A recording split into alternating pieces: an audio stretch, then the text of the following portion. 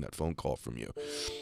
What is it like what happens in your body? I think everybody would they fear this moment in their life, and you've now had, I think, in an odd way, the blessing of experiencing it, meaning that we're going to bless millions of people today that have never actually talked to someone live who's like, my life is in jeopardy right now. I had this amazing life. I'm a millionaire. I'm traveling. I'm beautiful. She had recently met a guy that she's super crazy about. And wham, in that moment, does it take your breath away? Do you have a flood of your life before your eyes? What actually happens to you? I'm curious, in that moment, what went through your body and your mind? I think everyone's different, but for me, it wrecked me, really. You would never know it being your friend. You're so strong, but okay. Thank you. Yeah. I am, but I have a lot of moments. I say this all the time, I don't have bad days, but I have bad moments. And when somebody's going through something like this, it's like I am an intense person, and I have been a control freak my whole life because of childhood stuff, and I was forced into leadership positions at a really young age. And so I've always been the person where when anything is bad, it's like, oh, it's no problem. I can work harder, or I can make more money, or I can find the resources, or no matter what, I'm just not going to give up. It doesn't matter. It doesn't matter. It doesn't matter. And all of a sudden, I realized how completely out of control I was. I realized this is not just you slap a Band-Aid on it. And even going into surgery, I guess anybody who has cancer or is diagnosed with cancer will tell you this. I was so hopeful. I look back at the posts of that day in February when I chose to have the surgery to remove part of the colon and the tumor, and some 30 lymph nodes surrounding it, which 26 had cancer in it. And I remember making the post about just knowing, oh gosh, I know that the surgeon's hands are going to be, protected by God, and I'm going to get out of this, and it's going to be amazing, and I'm going to show people you can. And no, Jesse Lee, that's literally not what happened. What happened instead is pathology comes back. It's 26 out of 30 lymph nodes. It's metastasized, and we're staging you at stage 4 because it's in your throat, it's in your neck, it's in your stomach. It's like everything you thought you could control, you can't. And it was especially frustrating because I was already on a health journey. Yeah. So then it's kind of this smack in the teeth of, and I'm an emotional person anyway. The first time we had that one-on-one kind of coaching thing, but I've never cried the way I've cried. I've never been so emotional about things, and you start learning you're triggered by stuff. You start noticing. Even today, I'm driving in LA, and there's a sign about cancer. Why? I don't know. It's like, why is this stupid sign here? Why is it a theme in so many movies? Things you don't think about until you're in a situation like this, and then it's the loudest thing. Your RAS is so activated. My reticular activating system, it's like, think of a red car. Okay, what are you thinking of? Red car. Every single thing, it's all over. Do you think about why is this me? Does that come up? Yeah, for sure. Because I felt like you said I'm in the prime of my life, and I felt like, wow, I'm not married. I don't have kids. I texted you this too. I'm not married. I don't have kids. Where's my legacy aside from all these people I've helped in business, and the lives I've changed through that? What am I going to do? What is going on? Why me? And then I started thinking, oh my gosh. Well, actually, it's powerful. This is actually really powerful. Sure. Why me? But then I actually started dissecting my life or things that happened to me. And I started realizing, okay, so if your body, everyone has cancer in them, by the way. You can read this anywhere. This is not me trying to scare anybody. Everybody has cancer cells in them. It's whether they're activated or not that it turns into something that can kill you. Okay? So everyone should know that to begin with. Everyone has gene mutations. It's the term, whether they turn on or not is dependent on your environment. It's dependent on circumstances. It's dependent on a bunch of stuff. Well, a bunch of gene mutations of mine have turned on, and the cancer cells in my body decided to turn on. Okay? So with that knowledge, then I went, okay, well, if I've helped to create this, as weird as that might sound, yes, well then, how can I heal from this? And that became really empowering for me, because I then made a decision that I'm just going to change everything. My whole life has to change. And I got a lot of clarity from that. Instead of worrying so much about things, I said, okay, well, there's a lot I can't control, but maybe there is more that I can control than I realized.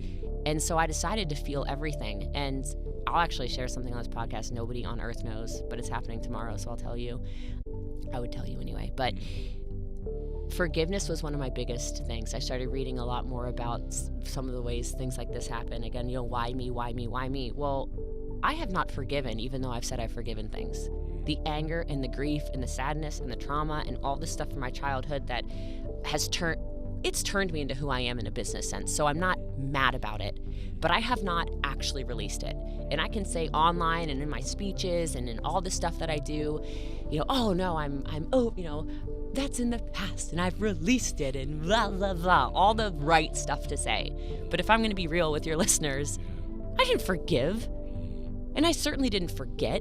And if you brought up a topic that really bothered me, I was the first to be like, yeah, let me tell you about it. Let me tell you all about it. And it's not useful. And so forgiveness has been one of the biggest things. And yeah, why me? Maybe because I grew up in a super toxic environment, and maybe because I didn't have the greatest nutrition, and maybe because, I put myself in situations of stress all the time because I liked it. I like achievement.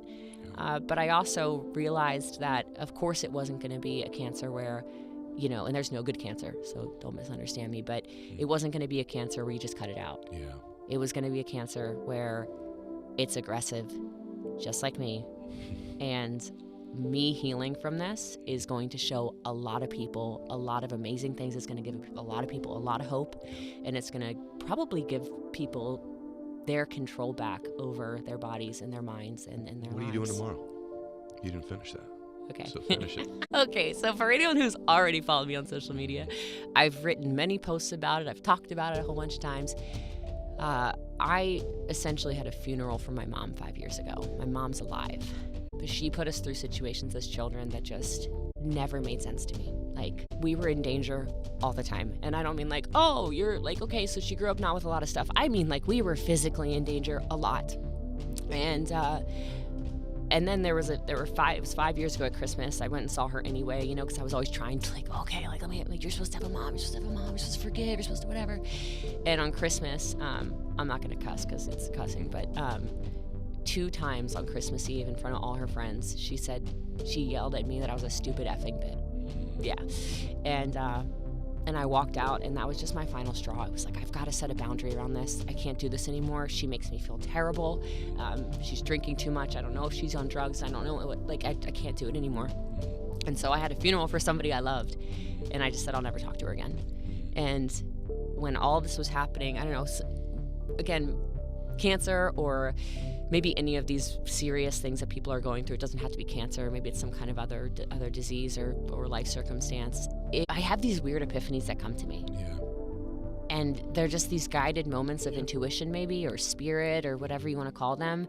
And it's almost like the Holy Spirit's whispering. There you go. I don't know how else to explain it. And I woke up one day and I went, I haven't even remotely forgiven my mom. Like, I've cut her off, but I think about her all the time still. Like, there is a deep chord there. And Making me cry. so this happened in Barcelona about 6 weeks ago. I wrote her an email. And I wrote her an email and I just said, well, I haven't told anyone this.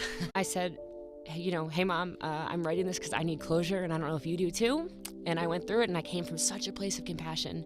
And I just said, I can't imagine being in your shoes and trying to do what you did. You were pregnant with me at the exact age I am. And you were a successful woman. She was an assistant CEO at the National Academy of Sciences. She just was really bad with money. So we did not have anything, and it was just who knows where all the money went. So I guess you never really know that when you're a kid, but she was brilliant, and we just never had anything. And I said, I can't imagine what it would be like if me in this moment right now, as successful as I am, because I'm super successful, Mom. Like, I don't think you even know how successful I am, because I blocked her everywhere. So I don't know, I guess you could Google me, but you have no idea. If you told me, no, now it's time to have a family. It's time to settle down. It's time to get married again and have kids and do all these things and take the parts of me that are just mine, and say, you can't have that anymore. And so I just gave her compassion. I told her about, this is really deep, someone's gonna be mad in the family, I say this if they listen, but I have 14 first cousins. I have a lot of aunts and uncles. It's a big family. There's tons of grandkids, great grandkids, all this stuff. Not a single person, not a single family member reached out. I talked to my big brother about it. We talk every day. And aside from that, there's no one. And I even wrote in that email to her, I said, how could I expect you to be this compassionate, loving, kind, caring, super maternal, loving mother when no one in our family is like that. And so I told her, I thanked her for things. None of it was not an accusatory email. The whole thing was loving. It was, my work ethic's from you. My brains are from you. My ability to pick stuff up, boom, and learn it and just attack stuff is you. I know it's you.